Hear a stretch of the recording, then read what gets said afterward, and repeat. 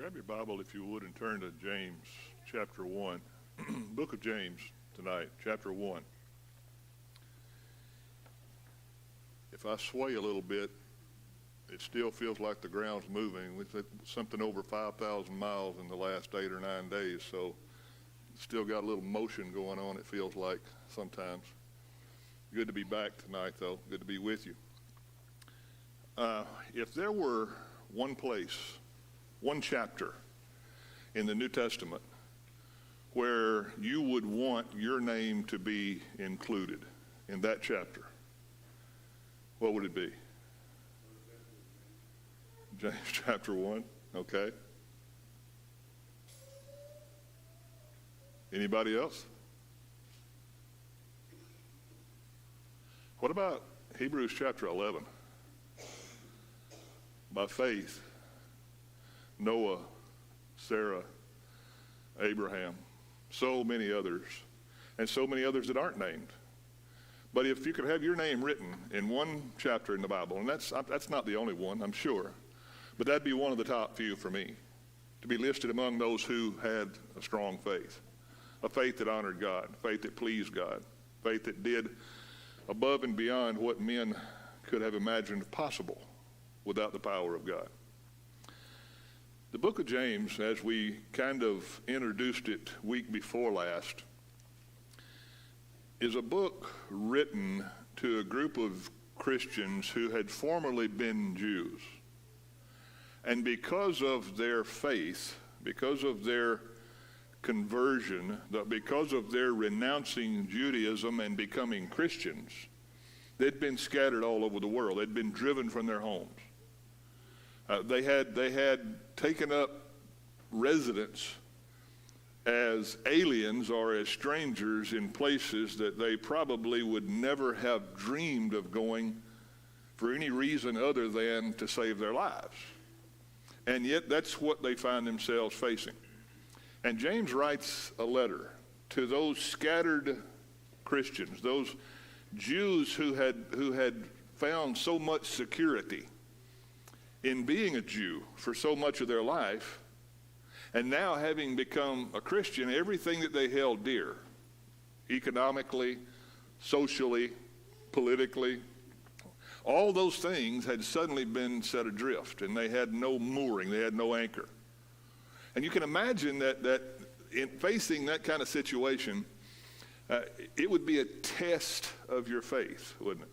It'd be a test of how strong your faith is. How much do you really trust God when things are going completely differently than you ever imagined that they would? Now, the book of James is unique for a lot of reasons, and we're not going to spend our time introducing it again tonight, but it's unique in a lot of different ways. But for our study, we're going to look at the book of James as a series of tests that each one of us can take, if we're honest with ourselves, and evaluate whether my name would be in Hebrews chapter 11, or whether maybe it isn't a faith strong enough to be worthy of being named among the heroes of faith that we read about so much in Scripture. The book of James is going to give us a series of 12 or 13 things as we go through the book that gives us the opportunity to kind of hold a yardstick up against our faith and see where we are. Is it strong? Is it weak? Is it lacking? Is it growing? Is it all those kind of things? But to be able to apply it, for it to have any meaning, we're going to have to be honest with ourselves. We're not talking about what kind of faith I want to have. We're talking about what kind of faith I have. And how I live my life reflects the maturity or the immaturity or the strength or the weakness of my faith. The first test, if you will, that James begins discussing with these scattered believers is how we handle trials in life, how we respond, how we react, how we deal with tests and trials in our lives. Read with me beginning in James chapter 1, verse 2. He says, "Consider it pure joy, my brothers and sisters, whenever you face trials of many kinds, because you know that the testing of your faith produces endurance or perseverance. Let perseverance finish its work so that you may be mature and complete, not lacking anything. If any of you lacks wisdom, you should ask God, who gives generously to all without finding fault, and it will be given to you. But when you ask, you must believe and not doubt, because the one who doubts is like a wave of the sea, blown and tossed by the wind. That person should not expect to receive anything from the Lord. Such a person is double-minded, and they're unstable in everything they do. Believers in humble conditions or circumstances ought to take pride in their high position. But the rich should take pride in their humiliation, since they will pass away like a wildflower. For the sun rises with scorching heat and withers the plant, its blossom falls and its beauty is destroyed. In the same way, the rich will fade away even while they go about their business. Blessed is the one who perseveres under trial, because having stood the test, that person will receive the crown of life that the Lord has promised those who love him. Now, you know, let me come at it from a different way. Every time I'm asked to get involved in someone else's life in a counseling capacity or an encouragement capacity or an instructional capacity, it's in response to always the same thing. Now, it's not the same circumstance, but it's the same thing. It's when things go not according to plan, right? When something that we didn't expect happens.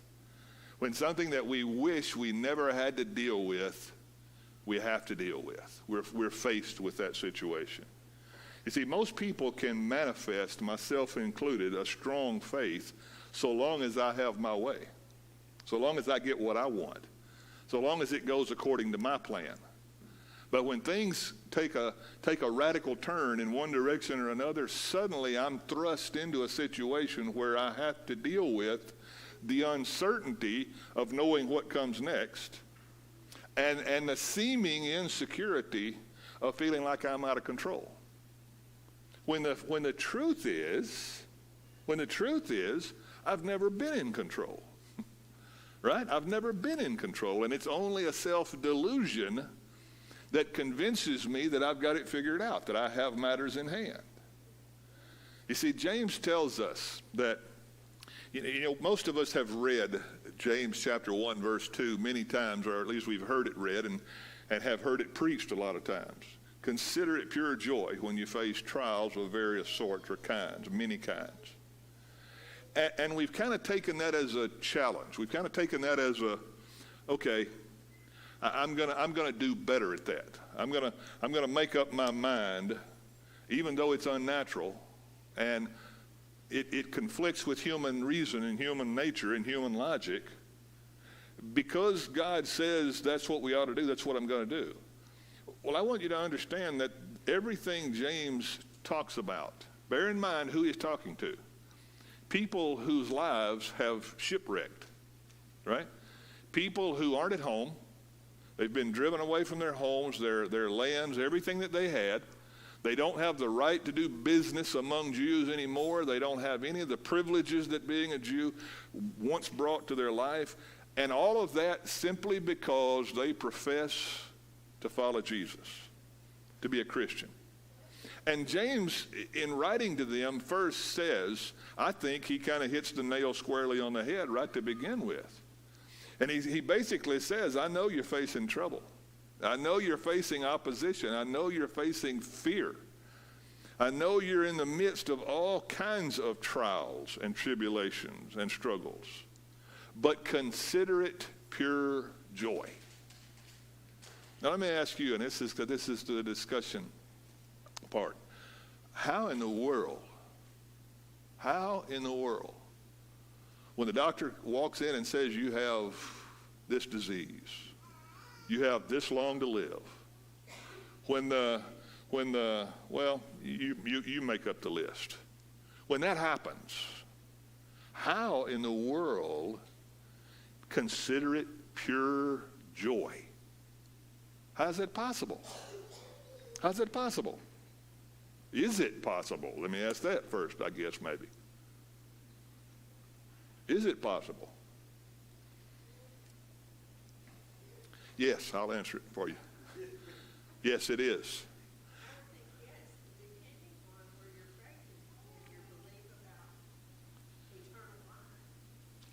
You know, if my life centers around, if what makes me happy is the prospect of living to be 97 years old or 103, or if what makes me happy and content and being able to live at peace and to find joy in life is to make so much money, or to live in this situation or that situation or under that if we try to find happiness, joy, peace, and purpose in stuff and things, then the answer is it's not possible to find joy in suffering or in opposition or in persecution. It's not possible, because that's the opposite of what makes us happy, right? Or what we're trying to find happiness in. But if our happiness, if our joy is seated in eternal things, then maybe as uncommon as it is for us to hear and even to say, if going to heaven is the downside of not living to be 97 years old, then guess what? I'd rather go to heaven, right? Isn't that what drives us? Isn't that what our ambition is? That doesn't mean we have some kind of fatalistic view of the world. It just means that long life isn't the sum total of living. It isn't the point and the purpose, right? If our faith in God is strong, then what we realize is, even when the doctor walks in and says, you've got this, or you've got that, or you're going to have to deal with this or whatever, it may strike fear in our human heart for a little while, but when our settled faith takes control of our life, what do we realize? Kind of like what Paul says to the church in Philippi. The letter about joy from prison. He said, I don't know what's going to happen. I don't have any more insight into the future than what God's given me. I don't know whether I'm going to live or die. But what I do know is that if I live, I get to keep doing God's work here. And if I die, I get to go home and be with the Lord, which is far greater. Now, that's an amazing perspective, right? That's the kind of perspective that enables a person not to be sidetracked, discouraged, or disheartened. You can't defeat someone whose goal is eternity. Because all you can do is kill him, and guess what? You've done him a great favor if you did. From the eternal perspective, because he gets to go home. He gets to go home. So you see, it is a matter of our perspective. It is a matter of where our faith is. It is a matter of what it is that we put the strongest, greatest value on. And as a measure of our faith, James says how we deal with adversity, trials in our life, reflects the strength or the weakness of our faith. If my first reaction to an obstacle, to a problem, to a difficulty, is to get angry and to say, God, it's not fair. If that's my settled response, then what does that tell you? What does that tell me? My trust isn't in the right thing. My focus isn't where it ought to be. My faith isn't as strong as it ought to be. Because if my faith were as strong as it ought to be, I realize that as long as God has purpose behind my living on planet Earth and accomplishing his work, then that's what I'm going to commit myself to do. But when the time comes to go home, whether it's at 30 or at 130, I'm ready to go, right? I'm ready to go. I'm okay with that. You know, they say, I wasn't around then, but they say that one of the darkest days in American history was when the stock market crashed at the beginning of what we call the Great Depression. And that wasn't great, I don't think, but big depression maybe is a better way to say it. And he said the reason that happened was because there were more people that committed suicide within about a 3-day period of the stock market's crash than at any other time in American history. Now, what does that reflect? I valued my money more than I did my life, right? More than my family, more than my faith. That's sad, isn't it? It's tragic. But again, let's kind of back it up and say, well, I would never jump off a skyscraper or through a window. I'd never do that. And probably most of us wouldn't. But how much of a distraction and a sidetrack is it to my life, to our life? Not to the point of committing suicide, maybe. Not to that extreme. But to just be knocked off track and to disheartened and discouraged and to say, well, it's just not worth it, or why me? Or, we get into that kind of negativity or that kind of discouraged mindset. When James says a strong faith considers it pure joy. Pure joy. He didn't say pure happiness, because sometimes it's not very happy. But it's pure joy. What's the difference between happy and joy? What's the difference between happy and joy? Joy is internal and happy is external. That's right. Joy doesn't always smile. Doesn't always smile. Joy is a deep-seated conviction that I'm content with whatever I am, whatever I have, whatever God's in. I'm good with that, because God's in control. Happiness is kind of the emotional response to the circumstances that we deal with. It's kind of on a much more emotional level. The joy is that deep down conviction. I mean, most of us cry at a brother or sister's funeral, don't we? But it's very limited. It's emotional. It's hard. It's hard on the emotional level, but on the joy level, it's a different matter, isn't it? We know the outcome. We know what's happening here. We know what this is all about. What enables us? Well, let me read it again. Consider it pure joy, my brothers and sisters, whenever you face trials of many kinds, because. Now, I've for those of you that, it's been a while, but we studied a class or a study on interpreting Scripture, and among the things that we talked about was that sometimes there are some key words that really affect our understanding and application of a text. The word because is one of those words. The challenge is to be joyful in adversity. But the reason that we can do that, he says, is because we know. Didn't say we feel. That we know that the testing of our faith produces endurance, perseverance. How, in order to train as an athlete, in order to be competitive at the Olympic level, what's required of a person's life several years in advance of that athletic performance in the Olympics? What has to happen in preparation for that? Whole lot of exercise, whole lot of early mornings and late nights, whole lot of sore muscles and straining and stretching and pushing and discipline and not eating some of the things you want to eat and having to eat some things that you don't like. I mean, there's a lot of things that go into that of themselves may not be pleasant unless you have a greater goal in mind, right? If our goal is to endure, is to persevere, if our goal is to become strong, mature, to develop spiritual muscle, and to grow a strong faith, the only way that happens is we're going to have to be exercised. We're going to have to exercise. And that means we may have to start out with 5-pound weights.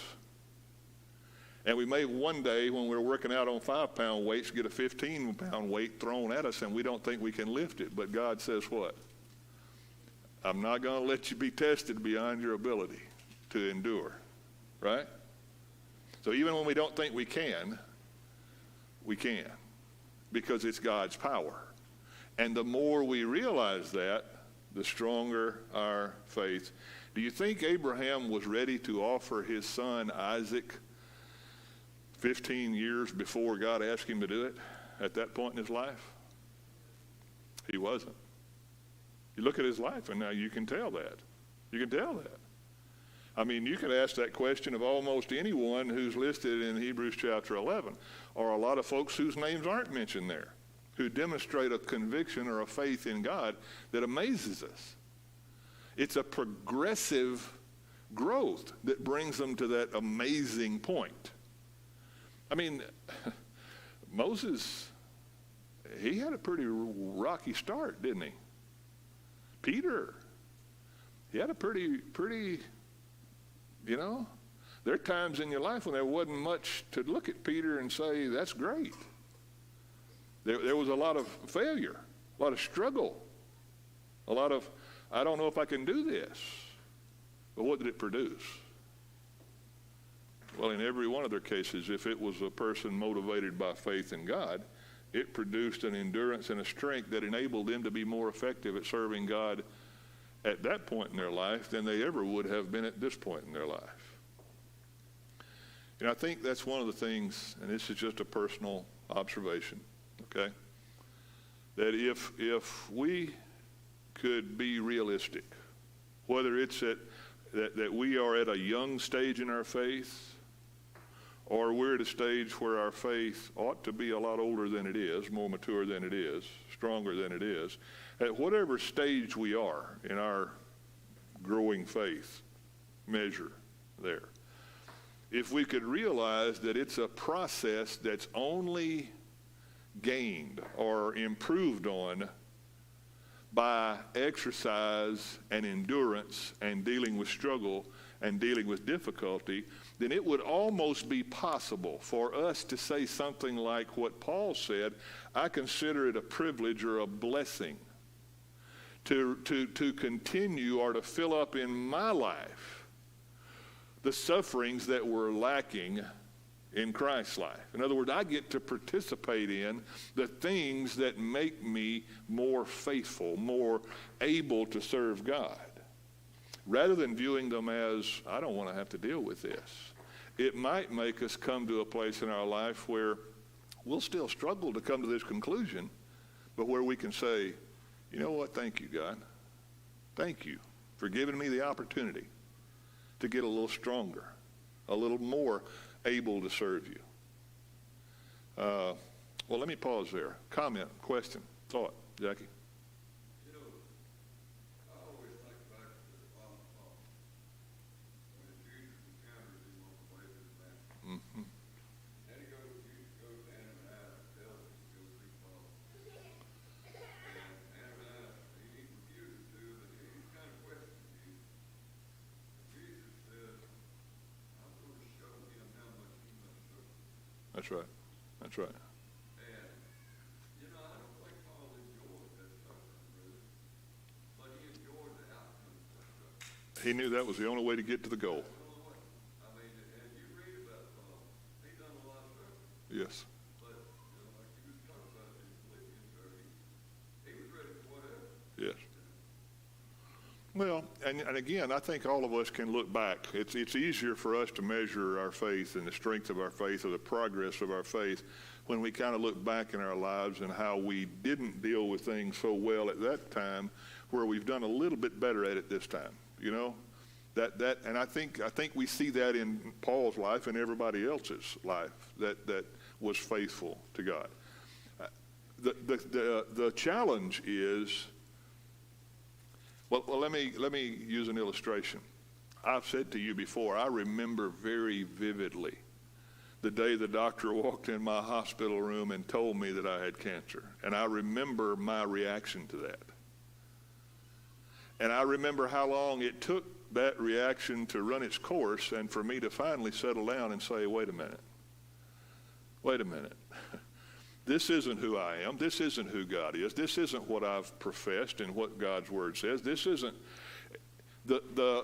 however long it took to go from reacting like a human to reacting like a person of faith. The more mature our faith becomes, the shorter that distance gets. It may never meet. We may never get to the point that we aren't still hit really hard by something. But the quicker we're able to respond with trust and confidence in God, the stronger our faith is, the more mature our faith is.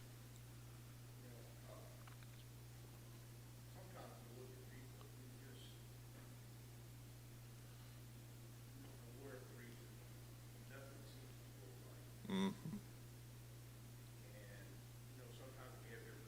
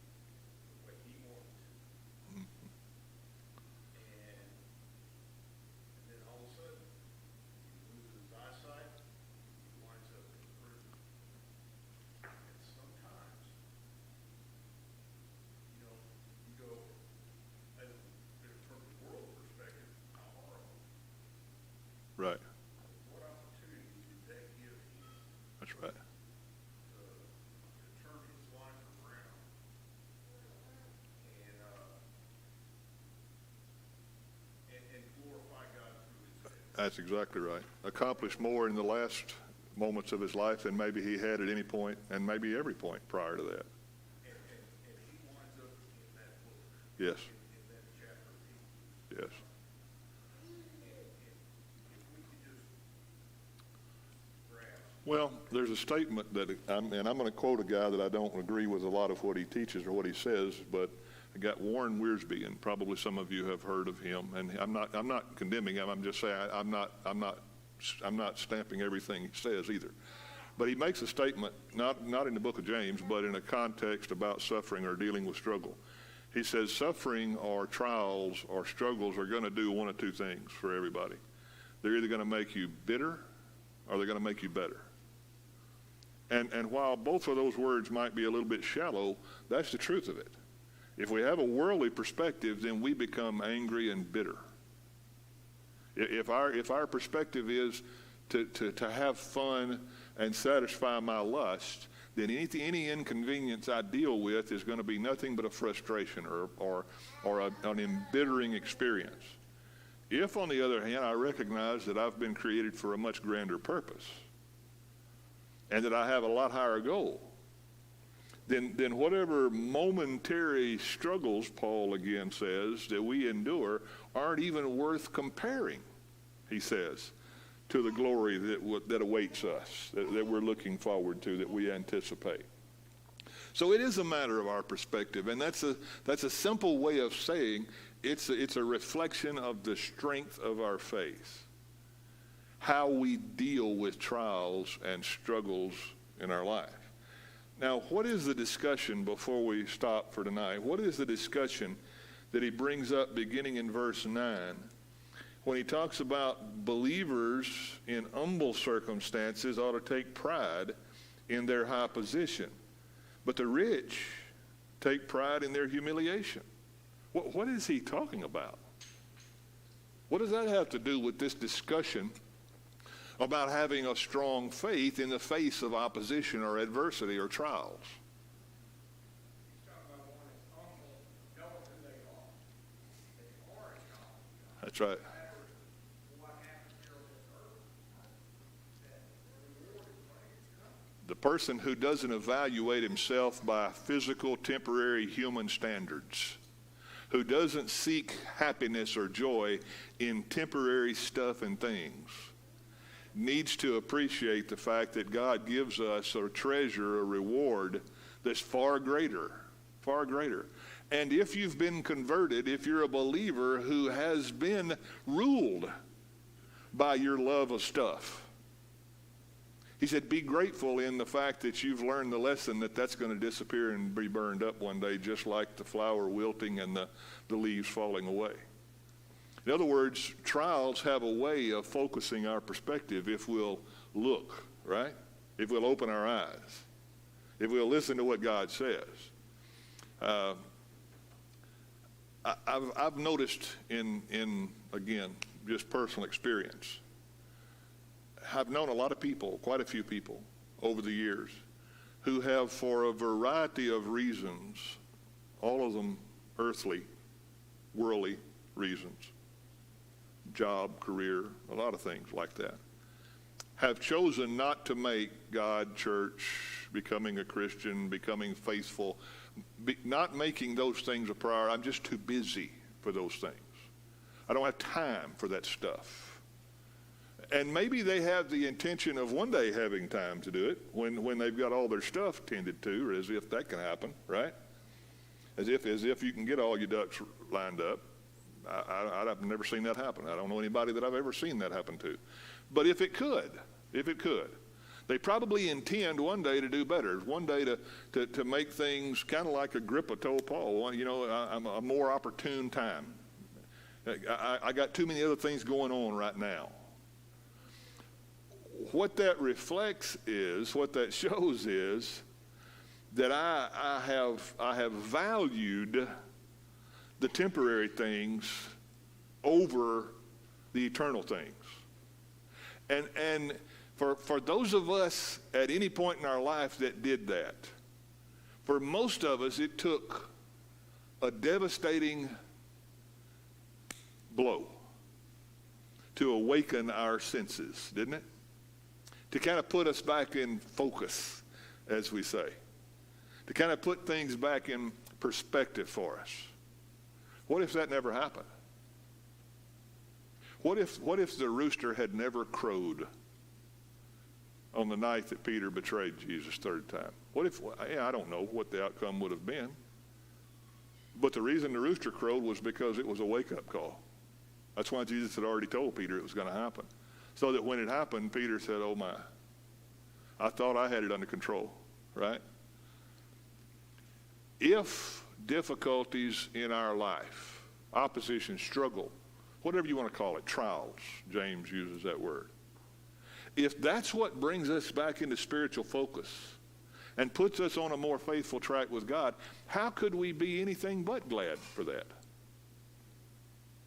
How could we be anything but joyful that God's doing? If that's what it takes, God, all I'm disappointed in, God, is it takes that.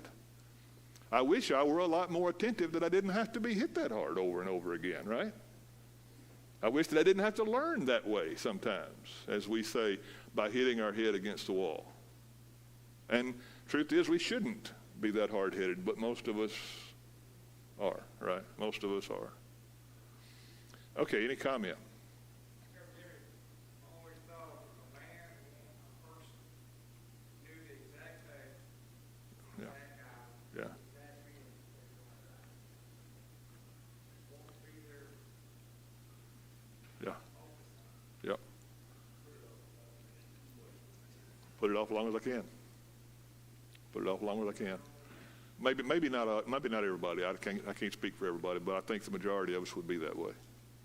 That's just human nature. Have as much fun, as we say, as I can, right?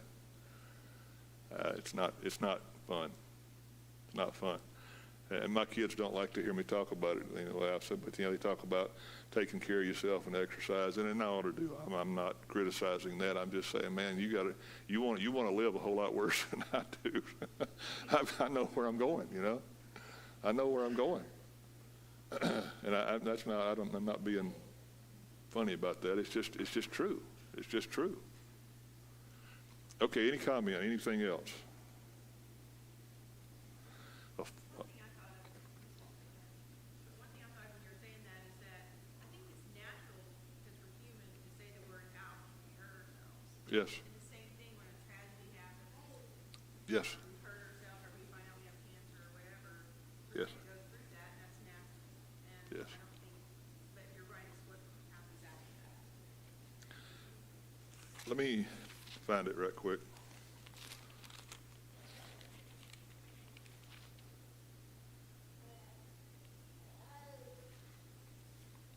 Brothers and sisters, we do not want you to be uninformed about those who sleep in death or die, so that you will not grieve like the rest of men who have no hope. He didn't say that we would not grieve, because we're going to grieve.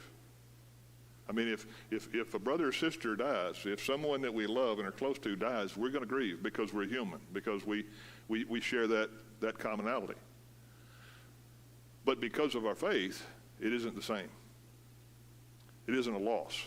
Now, I say that tongue in cheek. It feels like a loss.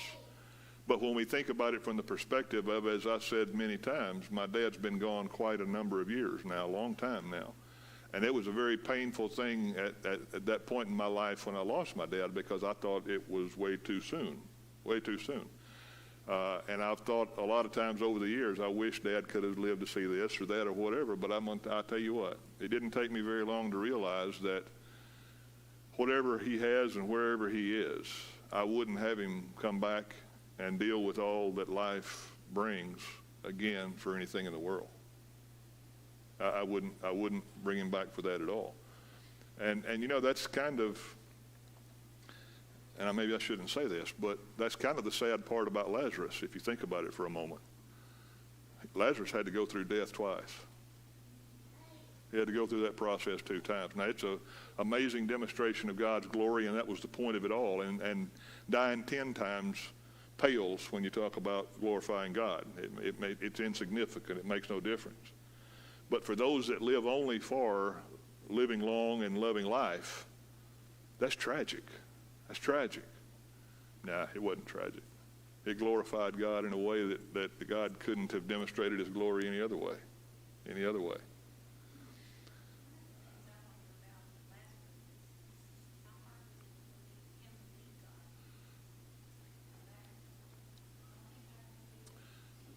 That's the only thing that I could reconcile it with. He came to see Jesus again. That would be the only, that would be the only thing I could reconcile it, balance it with.